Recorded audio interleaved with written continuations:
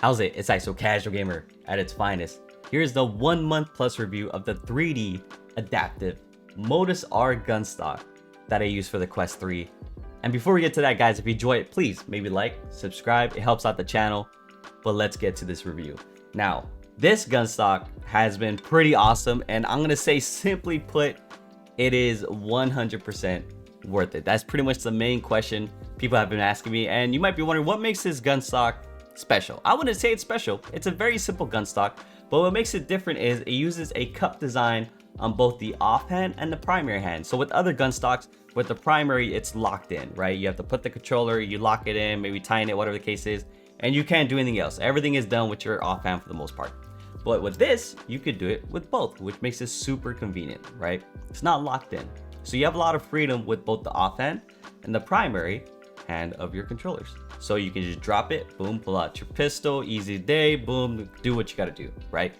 Now with the Gunstock itself, the biggest headaches that I personally had to deal with is actually finding the middle ground with the way this Gunstock is set up, right? Because it can be adjusted. You can move this bar down and up. You can move the grips in different angles, different positions, and even the Gunstock can move down and up, left, right, whatever the case is.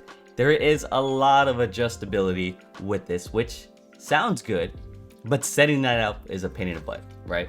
So what I had to do is whenever I hold a firearm, because I shoot firearms in real life, I always try to get that buttstock to cheek ratio to get that stability. It's a habit, it is what it is. But what I had to do is, because different guns have different sights, whether it's an AK, M4, and then you put like a red dot holographic sight, whatever other sights you could think of, I had to make it where this is easily adjustable without me touching the Gunstock to use that. So if I'm using the AK, right, I can move just the Gunstock down and everything can line up. It has a sight, move it back up, whatever the case is. I made it where when I'm using the rifle, all I have to do, depending on the different sight, if it's higher or lower, I just do this. That's all I had to do.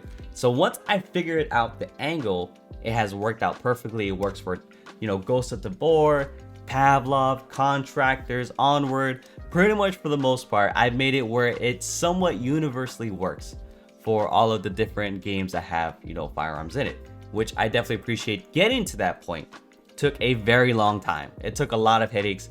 It was pretty frustrating to deal with, but once you get it locked in, it is very convenient. It has worked out perfectly for the most part. Another headache I'm dealing with right now currently is whenever I am not using the Gunstock and I have the sling on, it has the habit of, I want it to be center on my body, right? So when I go back to grab it easier, I just go straight center, pull the pull the Gunstock back up without doing much.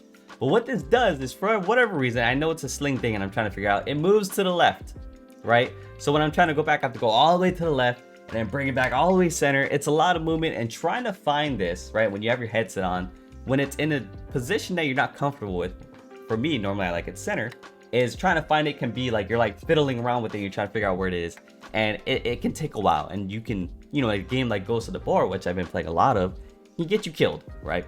So it's something just to, you know, get used to, and something I'm trying to figure out right now. Oh, so just to add one more thing that I don't like about the Gunstock is when I'm, you know, playing and I need to reload a firearm, I am hitting the bar. I'm always hitting this. I don't like the fact that happens. It didn't really happen too much on the Cobra VR Gunstock that I used to have before for the Quest 2. So because it happens with this a lot, it's unfortunate, and I can't do anything about it because of the way the angle is. In order to get everything to work appropriately, I have to leave it. So that is something I don't like, and I just want to let you guys know. But other than that, Gunstock has been really awesome. I really appreciate it. The quality has been well. Nothing is breaking. I never had anything as far as damage goes. Of course, you want to be careful. I believe this is 3D printed, so you don't want to just bang this around. But I've been enjoying this Gunstock, especially more after I figured out the positioning that I had to do. And I like it, guys. So simply put, Gunstock is definitely worth it. I do have another Gunstock on the way. I will definitely be doing an initial purchase and comparing these two to see, you know, which one I like more. So be on the lookout for that. I appreciate you guys watching. Again, like, subscribe if you enjoyed it. Enjoy the rest of your day, and I'll catch you guys later. All right, shoots.